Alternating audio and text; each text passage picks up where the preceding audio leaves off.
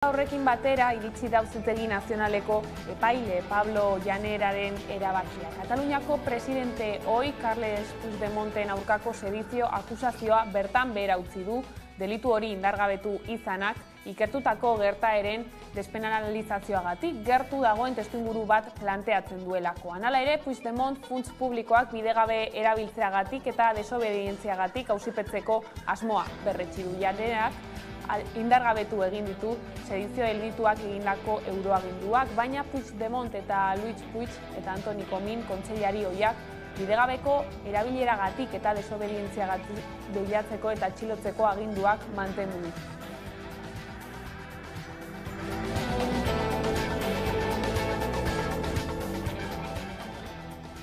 Espainiako Senatuak behin betiko onartu du PSOEk eta UP Unidas Podemosek bultzatutako lege proposamena. Batetik, sedizio delitua ezabatzea Kataluniako gatazkaren desjudizializazioa bultzatzeko eta bestetik, diru publikoa bidegabe erabiltzearen delitua moldatzea. Hori bai, Ganberak ez ditu buzkatu Espainiako zigor kodearen erreformaren barruan jasota zeuden eta auzitegi horretarako kideak berritzeko derrigortasuna ezartzen zuten bi zuzenketak. Espainiako auzitegi konstituzionalak baliogabetu egin baitzituen astelehenean.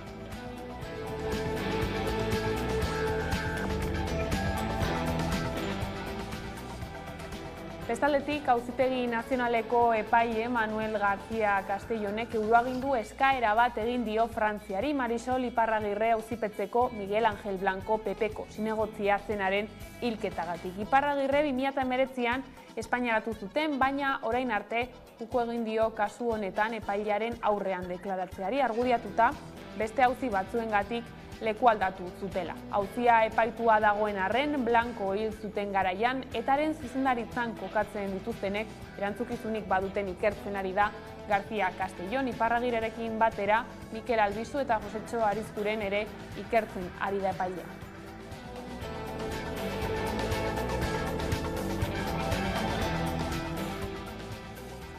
Herritarren segurtasunerako legearen erreformarako batzorde txostengilea bilduko da gaur Espainiako Kongresuko barne gaietarako batzordean. Mozal lege aldatzearen aldeko taldeek zenbait puntu adostu dituzte eta horiek txertatuko dituzte txostenean. PSOEk, Unidas Podemosek eta EAJak ez dute baztertzen afera otsailerako onartzea batzordean Kongresuko osoko bilkurara igarotzeko. Hala ere, desadostasunak daude hainbat puntutan eta Bilduk eta RCek ez dute posible ikusten aurrera egitea horietan urratsik egin gabe. Ia urtebete daramate Mozal legea reformatzeko akordio bat lortu nahian.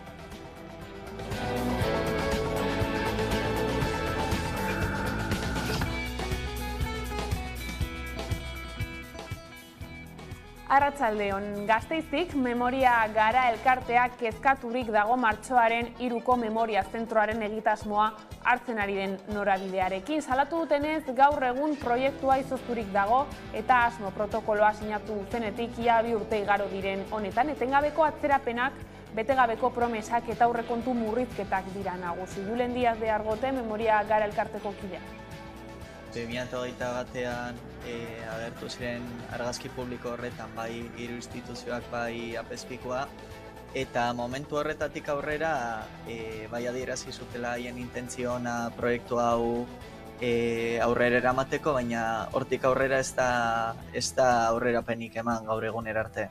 Eta gaur egunera arte oraindik ez ditugu jaso idatziz modu ofizial batean fundazio hori sortuko duten dokumentua. Espainiako Auzitegi Gorenak Herenegun de Miguel auziko zigorrak berretsi ostean, atzo Alfredo de Miguel eta Koldo Otxandiano kendu egin zituzten erakunde publikoetan zituzten kargoetatik. De Miguel Hazi Fundazioan ari zen lanean eta Otxandiano Minaoko Parke Teknologikoan. Arantza Tapia Eusko Jaurlaritzako Ekonomia Garapen eta Jasangarritasun Sailburuak atzo goizean eman zien agindua bi erakunde horietako kudeatzaileei eta Otxandiano hori eta De Migueli horren berri eman zaiela ere esan zuen. Bi langilei esan zaiela. Ahalik eta azkarren kaleratze hori aurrera eramango dela. Nik uste hori tokatzen zala, orain arte etzan behin betikoa izanikan, eta diren urteak izan da eta dagoen bezala, nik uste hori tokatzen dela eta hori da agindua, eta berria izan daitekena da bi pertsonakin harremanetan jarri dirala gerenteek eta eman dietela berria. Bestalde, abenduaren 28an, Donostia ospitaleko medikuek hitza hartu zuten agerraldi batean, azaltzeko zertan zen hilaren hasieran Donostialdeko ESI erakunde sanitario integratuan Osakidetzarekin dituzten desadostasunak tarteko sortu zen krisia. Aurrera jarraitzen dute bilkurek, izan ere Donostiako ez da Osakidetzan den arrakala bakarra. Gaur gurean, Olatz Kamara Satze Sindikatuko kidea izan dugu gonbidatu nagusi gisa. Arazo guzti horiei konponbideak eman behar zaizkie, guk behin eta berriz esan diogu Osakidetzari guzti horreri aurre egin behar zaiola, erantzunkizunez jokatu behar degula, eta elkarrizketarako prest gaudela, negoziazioarako prest gaudela. Guzti hori osasun publikoa kalitatezkoa izateko da oinarri. Baina hori lortzeko lehen Osakidetza publikoaren motorra langileak direla jakin behar dugu. Eta 5 urte bete dira Bizkaiko pentsionisten mugimendua sortu zutenetik. 5 urte Bilboko udaletxearen aurrean jarri eta pentsioen ehuneko 0,25ko igoeraren aurka mobilizatu zirenetik. Egun gutxira hainbat herritara eratu zen eta urteen poderioz mugimenduak bestelako helburu batzuk ditu.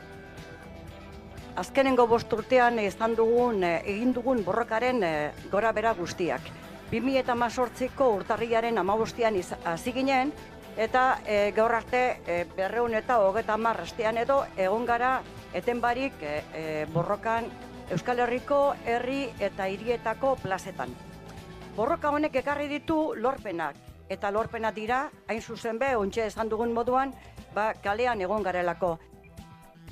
Eta Bizkaiko metalgintzaren gatazkan, Eusko Jaurlaritzaren bitartekaritza eskatu zuten Comisiones Obreras, LAB eta UGT sindikatuek, eta gaur jakinarazi diete astelenean bilduko dela maila, ela ere bertan izango dala ere elak uste du, oraindik ere negoziazioak negoziazio mailan egin beharko liratekeela. Gaur elak deituta protesta egiteko asmoa zuten patronalaren egoitzaren atarian, baina Ertzaintza kantoi batean jartzea derrigortu die, poliziaren jarrera salatzearekin batera greba egun gehiago antolatzeko garaia dela iragarri du. Guk uste dugu, negoziaketak mahai ofizialean eraman behar direla aurrera. Ikusi dugu medioen bidez, mediazio prozesu bat, bitartekaritza prozesu bat aurrera eramango dela. Guk esan dugu baita ere, edozein anbitotan nun metaleko lan baldintza jorratuko diren, tratatuko diren, gu egongo gara. Orduan, mediazio prozesu hori badago, ela hor egongo da. Hortik aurrera ere, guk gure posizioa ere bertan adieraziko dugu, gure zutetan negoziaketak mailan eraman behar direla aurrera. Daukaguna da, patronala mugitzeko era egokiena eta ia bakarra dela borroka eta mobilizazioak eta grebak. Bestalde atzo izan zen txotx irekiera Gipuzkoan eta gaur Arabar Sagardoari tokatu zaio. Askartzako Trebiñu sagardotegian gertatu da denboraldiko lehen txotxa Irati filmeko lantaldearen eskutik. Ekitaldian azaldu dutenez denboraldi polita dator sagardogileentzat. Irekitzen direnean sagardotegiak probatzeko ja sagardoa eta sagardo berria. Eta niretzat da momentu honena ja dago eginda sagardoa, eta esango da, ustez, una sagardo oso ona, esango da.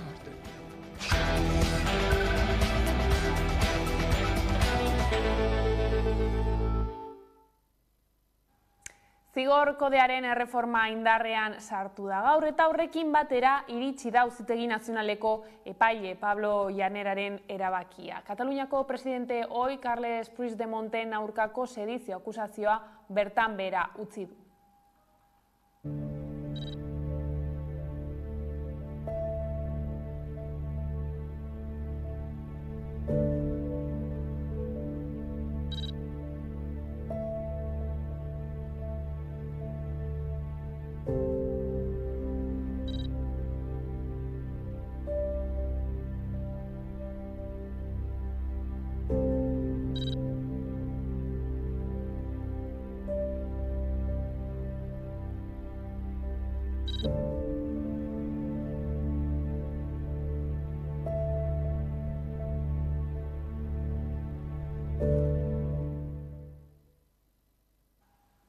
Gaiz aldatuta, Arabako Ongiz elkarteak jaso du aurten berdintasunerako emakunde saria maskulinitate berriak lantzeko egin duen lanagatik eta baita emakumeen ahalduntzean egin dituen pausoengatik ere. Hala iragarri dute gaur goizean Beatriz Artolazabal berdintasun justizia eta gizarte politiketako sailburuak eta Miren Elgarresta emakundeko zuzendariak.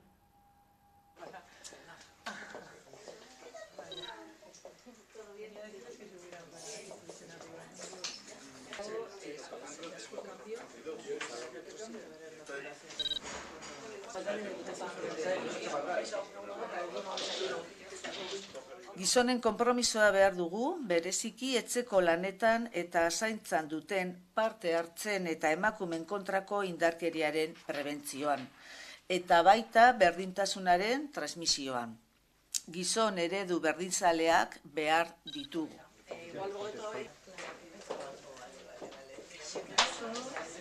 Sari honekin berdintasunean aurrera egiteko funtsezkoak diren bi lan ildoen garrantzia azpimarratzen da. Batetik, gizonen inplikazioa berdintasunarekin eta indarkeria matxistarik gabeko gizarte batekin. Eta bestetik, emakumeen ahalduntzea eta lidergoa.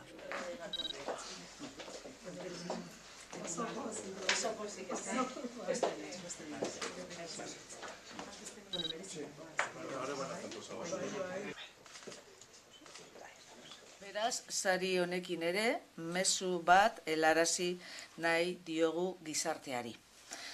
Berdintasuna guztion artean lortu behar dugu. Berdintasuna guztion lana da, emakume eta gizonena. Bestaldetik, erasotzaileei kontrol telematikoa areagotzeko agindu du Madrilek. Biktimen babesa hobetzeko neurri sorta bat onartu du Espainiako Barne Ministerioak.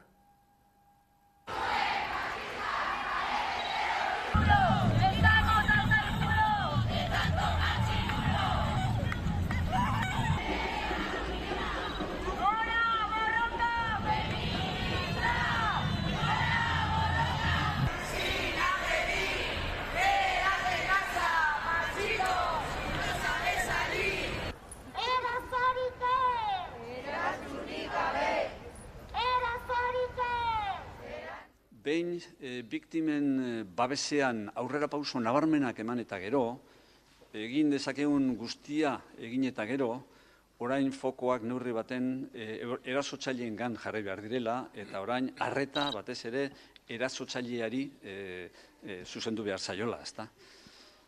Orain zehaztu behar da, hori nola gauzatu behar den, eta portaera horri edo joera horri babes juridiko argia eta irmoa eman behar zaio.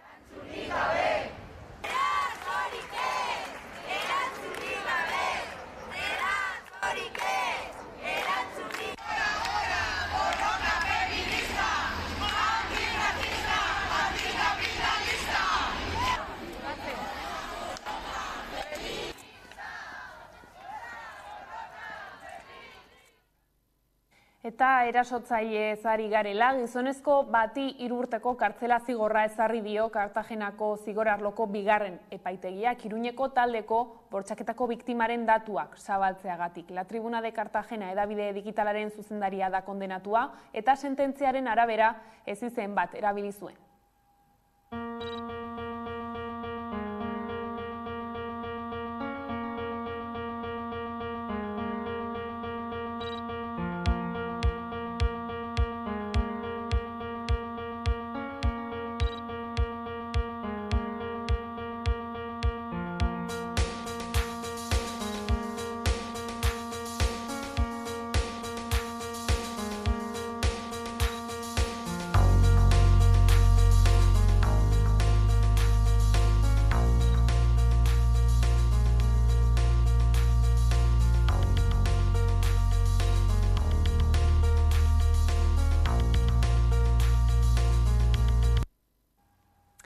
Ekonomia arloan, 5 urte bete dira Bizkaiko pentsionisten mugimendua sortu zutenetik. Urteurrenaren karietara azaldu dutenez badute zer ospatu, naiz eta borrokan segitzeko 11 arrazoi ere badituzte.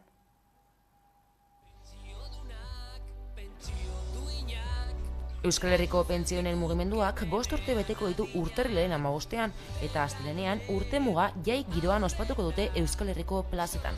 Hala, borrokari esker lortutakoak ospatuko dituzte. 2018ko urtarrilaren 15ean hasi ginen eta gaur arte 230 astean edo egon gara eten barik borrokan Euskal Herriko herri eta hirietako plazetan. Borroka honek ekarri ditu lorpenak, eta lorpenak dira, hain zuzen be, ontxe esan dugun moduan, kalean egon garelako.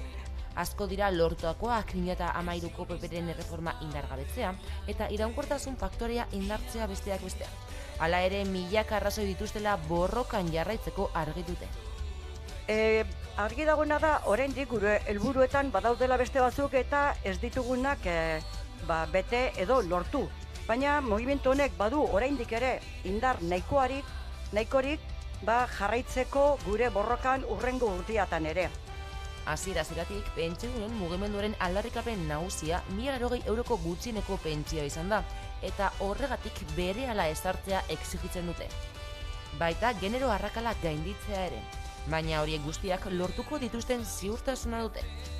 Urteurrenerako gainera Xabier Amurizak eta modus operandi taldeak sortutako pentsiodunak aurrera izeneko kanta eta argazkiz osatutako urtekaria argitatu dute.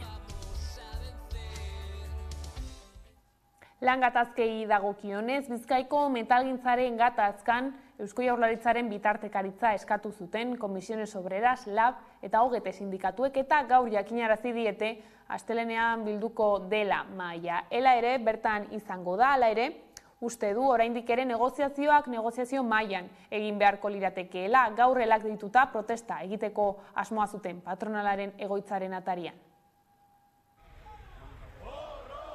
Bizkaiko metalgintzaren gatazkan Eusko Jaurlaritzaren bitartekaritza eskatu du gehiengo sindikalak. Bien bitartean elak uste du oraindik ere negoziazio mailan egin behar direla, hau da patronalarekin.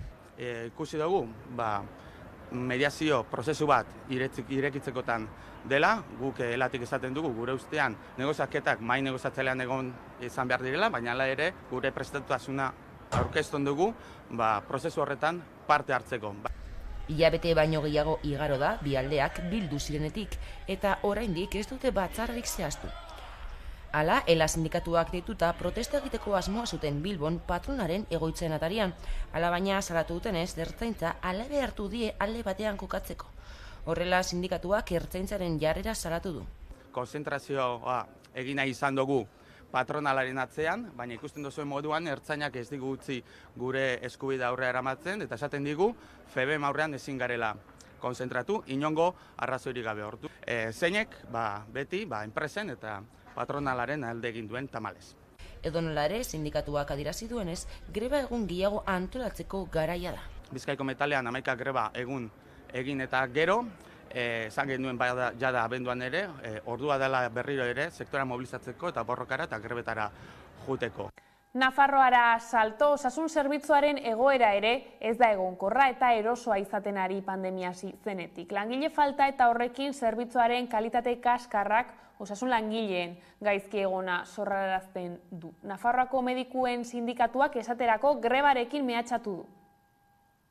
Nafarroako medikuen sindikatuak greba baten arriskua zabisatu du. Lehen mailako arreta heriotza zauria, horrela ikusten dute erizainek osasun zerbitzu publikoa, eta hala adierazi dute lehen mailako arretarako foro medikoak antolatutako topaketa batean, osasun saileko arduradunak bertan zirela. Osasun zentroetako medikuek oso ondatuta dagoen lehen hezkuntzaren egungo egoeraren erradiografia egin zuten. Kudeak eta autonomiarik gabeko osasun zentroak lan gainkarga handia, arreta oso burokratizatua eta irisgarritasun zailekoa, eta kasu askotan jarraikortasunik ez duten profesionalak. Egoera honen aurrean azken egunotan Nafarroako osasun sailak lehen mailako arretaren gainkarga murrizteko neurri sorta berri bat proposatu du, baina planteatutako neurriak nahikoak ez direla badirudi. Osasun zentro askotan egoera ahula da medikurik ez dagoelako eta epe laburrean ez da konponduko medikuen sindikatuaren hitzetan. Gainera Carlos Artundo osasun zuzendariak hurrengo adierazpenak egin zituen, lehen mailako arretak kesak soberan dituela eta arrotasuna falta zaiola. Tentsioa giroan nabari da eta hori gutxi balitz pediatriako ziu berri bat eskatzeko mobilizazioak egon dira ere Iruñean profesionalen eta familien esku. Nafarroatik mugitu gabe hezkuntza komunitateak 2023-2024 ikasturterako ikasgelen ratioen jaitsiera eskatu du parlamentuan. Alderdi politiko guztiekin bildu dira azken bi hilabeteetan eta azaldu dutenez talde guztiak ratio jaitsierarekin adostasuna erakutsi dute. Orain akordio honi eustea eskatu du hezkuntza mailak.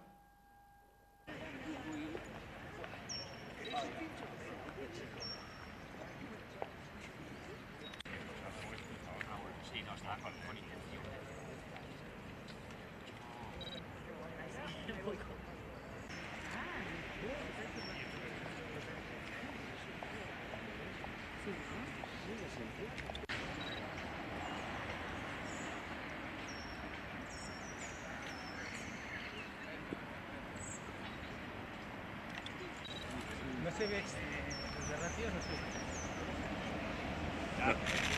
23-24 ikasturterako ratioen jaitsiera aktibatzen ez bada, ez dugu baztertzen mobilizazioekin jarraitzea hori lortu arte.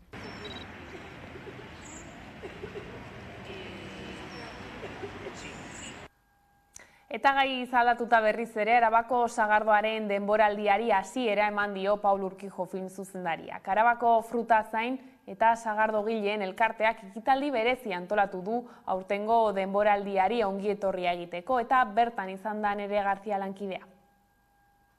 Gabonen ostean eta urtarrilaren bigarren astetik aurrera zabalik izango da Arabako sagardotegien denboraldia. 2023an Arabako 3 sagardotegi nagusiek, hau da, Aramaioko Iturrieta sagardotegiak, Azkartzako Trebinu sagardotegiak eta Kuartango sagardotegiak 60.000 litro sagardo eta sagar zuku inguru ekoitzi dituzte. Sagarra iraietik urrira bitartean bildu ohi da, baina aurten lehortearen eraginez bilketa aurreratu behar izan dute. Aurreko urtean baino 95.000 litro gutxiago bildu dituzte. Hala ere, sagardogile arabarrek nabarmendu dute aurtengo sagarren kalitatea. Bueno, oso polita da ikustea, jendea etortzea, jendea sartzea eta dastatzea, zure produktua zu egin duzu, egon zara lanean, lortzeko hori, eta, claro, dagoenean ja kupeletan, ez du jendeak dago gustora edaten. Osea, ez badago gustora edaten oso txarto, baina hori idea da, egiten duzu, jendea ondo pasatzeko, ondo edateko, ondo disfrutatzeko. Aztengo uste esan da berezia, claro, klima jende guztiak ikusi du, uda esan da oso berua, humedate gutxi egon da, baina egin dugu sagarrak, eta egin dugu sagardoa eta zukoa, eta bueno, nire dut izan dela esan txarra. Momentu batzuetan, egin pesatzen, ze sagarrak ziren txikiak eta baina gero onditu ziren, egon zen pizka bat ura, eta geratu da, usta, polita. Ekitaldi berezia antolatu dute denboraldiari hasiera emateko, eta horretarako zinemari eta kulturari keinu bat egin diete. Irati filmaren taldea izan da gonbidatu nagusia. Paul Urquijok sagardoaren denboraldia abiarazteko ardura izan du. Hau da Arabako sagardo berria.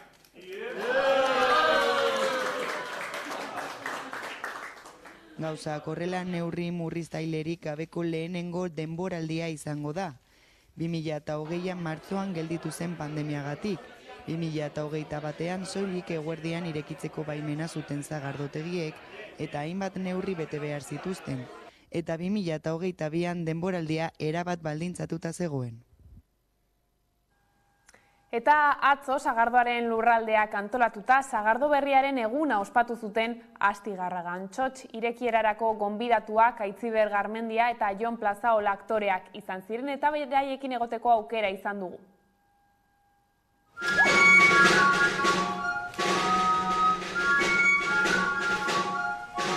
Dagoeneko ateak ireki dituzte Euskal Herriko sagardotegiek 2023ko denboraldi berriari hasiera eman diote. Sagardo berria!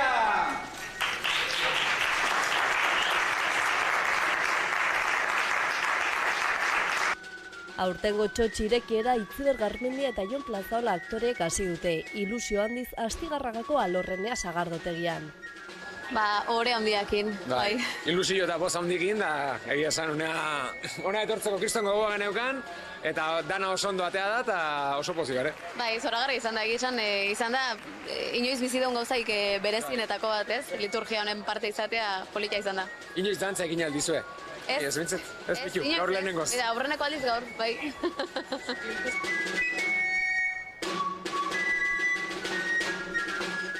Eta nolako haute da urtengo sagardoa?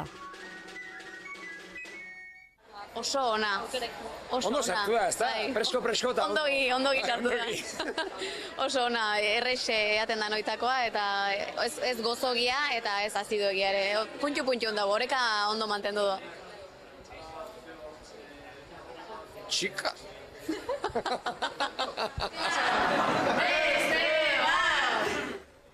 Garmendia eta Plazaola bezalaxe beste asko ere animatu dira sagardo sasoi berrira. Lehen erreserbak egiten hasiak dira dagoeneko. Jendea deika eta badago, hasita dago, batez ere larun batak eta eguardi parteak ikusi egin behar, ez? Baina nik uste animazio badagola, goguekin dagola, ez? Pandemiare pasagarritan eta gaina urten izango da pandemiaz gerostikan normalena, temporada normala, eta nik uste lehengo kopurutara bueltatzeko aukera badaudela eta nik uste esperantza bintzat ez duela galdu behar. Sagardo denboraldi berrirako 1,2 milioi litro sagardo ekoiztu dituzte. Iazkoaren erdira ere ez dira iritsi uzta eskasa zela eta. Dena den izaera handiko sagarra etorri omen da baita nino aldetik, baita azukre aldetik ere. Testu inguru horretan, baliteke sagardo botila 125 garestitzea. Azkeneko urtetan igoera handik izan ditugu, kosteak ere izugarri hilo dira, batez ere botila, kartoia dela, etiketak, kapsulak, dana igo da, izugarri, eta hori kalkulatzen da, 125 igoko dola, eta gero ikusi behar, aderre nola hartzen duen jendeak eta konsumidoreak, eta, bueno, ikusi behar. Edo nola ere Euskal Herriko erritual bilakatuta gutxirek esango diote ez sagardoari eta sagardotegiei. Mai buelta kupela eta sagardo botila, elkartzeko aitzak bihurtu da adila. Eta sagardoaren bueltakoak horrela, kultura arloan Gasteizko Txosnek banda lehiaketaren edizio berriaren izen emateko epea zabaldu dute. Bi urteren ondoren 2022an Txosnak Arabako Unibertsitate kampusera bueltatu ziren. Gasteizko Txosnak hurrengo jaietara begira egitasmo berriak prestatzen hasi dira. Eta horien artean bueltan da banda lehiaketaren edizio berria. Aste honetan lehenengo agerraldia egin dute ekimen hau aurkezteko. Banda lehiaketaren helburu nagusia da ez ezagunak diren taldeei agertokira igotzeko aukera ematea. Hori dela eta lehiaketa honetan edonork parte hartu dezake. Horretarako izena eman behar du webgunean. Martxoaren 2 arte epea zabalik izango da. Entramos en el nuevo año, 2023, con la idea de volver a ofrecer un espacio alternativo, creativo, festivo y político desde el movimiento popular gasteiztarro. Una vez más, el objetivo, entre otros, será el de dar una opción encima del escenario a grupos no tan conocidos. Talde bakoitzak gutxienez 3 abesti eta gehienez 5 igo behar dituzte, eta derrigorrez horietako bat euskaraz izan behar da. Horrez gain, argazkiak, bideoklipap edota sare sozialak elkarbanatzeko aukera izango dute. Lehenengo prozesu honen ondoren 8 talde zailkatuko dira, eta martxoaren 9-tik 19 bozketa fasea irekiko da. Eta bozketa horretatik 4 talde aterako dira, horiek lehiatuko dira martxoaren 30ean Jimmy Jazzen antolatu den finalean. Horietako bat publikoak aukeratuko du, beste 3 Gasteizko Txosnen epaimaiak. Eta finalisten artean gutxienez bat Arabakoa izan behar da, eta batek gutxienez emakumeen presentzia izan behar du. Eta horrela iritsi gara albistegiaren bukaerara. Gaurkoan, Keiaren handitzen naizenean kantuarekin agurtuko zaituzte, gustatuko zaizuelakoan, besterik ez gure aldetik. Horiek izan dira arratsaldeak gurean gaur utzi dituena. Gogoratu guztiak eta gehiago nahi duzuen aldiro, 11.eus atarian daudela eskuragarri. Gero arte.